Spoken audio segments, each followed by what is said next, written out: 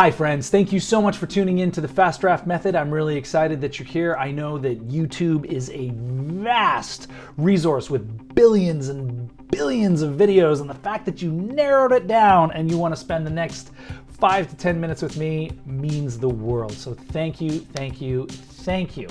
My name is MCH. I am a professional screenwriter and filmmaker, and every week I will be dropping new videos discussing screenwriting, pro tips, do's and don'ts, mostly do's, talking to filmmakers, talking to friends. Maybe I'll just talk about movies, and maybe, you know what I think I'll do is I'll do one video where I'm literally saying nothing. I've been told I talk very fast, and one time I will do nothing.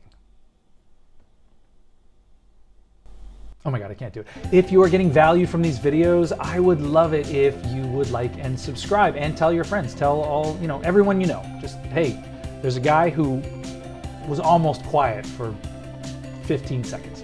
And if you tuned into this channel and you're wondering what the Fast Draft Method is, well, I've got you. Just click the link below and it'll take you to a free video that will explain the Fast Draft Method in detail and potentially give you access to all of my screenwriting secrets. Here's a pro tip. Love your bad guy as much as your good guy. So when talking about the antagonist versus the protagonist, specifically human characters, right? No ghosts, no demons, no situations, but actual people. The protagonist and the antagonist should be interchangeable. See, the only thing that makes a protagonist the protagonist, you know what? I gotta stop saying protagonist and antagonist. Just from here on in, it's good guy and bad guy. And please, for the love of God, do not flood me with comments saying, well, so what about the anti-hero? Look, just for the sake of this video, I am sick of saying antagonist. So here we go. Good guys, bad guys. Take two.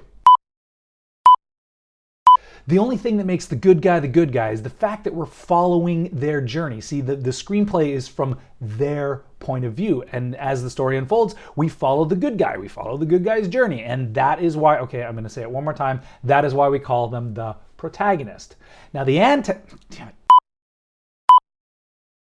bad guy is actually the good guy in their version of the story. One of the best examples of this is in one of my all-time favorite movies, Die Hard. Now, if you haven't seen Die Hard, please stop the video right now and just go watch Die Hard, even if it's not Christmas.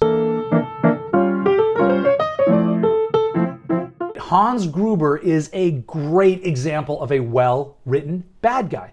You could literally swap points of view between him and the good guy, John McClane. And Hans could easily be the protagonist in this movie. Why? Well, it's because he has a defined set of goals. He has purpose. He has planned for years, and he has left very little to chance. But then there's this guy, this cop, who wasn't even supposed to be there, who is screwing things up. See, the bad guy has his own journey that is completely separate from the good guy. In fact, if we were telling the story through Hans's point of view, then John McClane would be the bad guy. Another great example of a well-defined bad guy is in the Netflix series Beef, starring Steven Yeun and Ali Wong. They are completely interchangeable. The only reason that Ali Wong might be considered the bad guy rather than the good guy is because we're viewing the events through the eyes and the point of view of Steven Yeun. But what Beef does masterfully is that it subtly and often switches the point of view. Structurally speaking, we usually write with the good guy or the hero in mind, right? It's her point of view. We see the story unfold. It's her journey. And then the bad guy comes in and disrupts her shit. So here's a pro tip.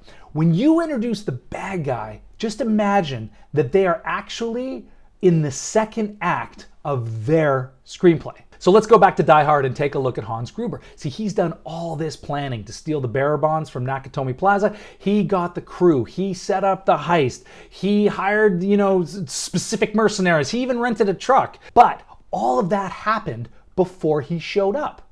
So if we were telling the story from his point of view, the second he enters Nakatomi Plaza, that would be the beginning of the second act of his story. Which is kind of interesting because that's pretty much where the second act starts in Die Hard. Another way to look at it is that we're telling two parallel stories. Now we can only follow one until the second one intersects, and that is the introduction of the bad guy. Now if you're worried that maybe, we're spending too much time on the good guy and the bad guy's not as well defined, I have a great exercise for you. Open up a separate screenplay, a blank screenplay, and write the first act of a story that your bad guy is the lead. All right, friends, thank you so much for tuning in. I can't tell you what this means to me. If you dig what I'm doing, please feel free to like and subscribe. And once again, tell everyone you know. I'm really trying to build a community here, so I could use your help. Thank you, thank you, thank you. And if you want to learn more about the fast draft method, simply click the link below and that'll take you to a free video that will explain the fast draft method in full and give you access to all my screenwriting secrets. Yes, as of the date that this video is posted, the writer's strike is still on, so even though you can't sell it, you can't pitch it, you can't really even talk about it, but you can write it. So, until next week, my friends, happy spec writing.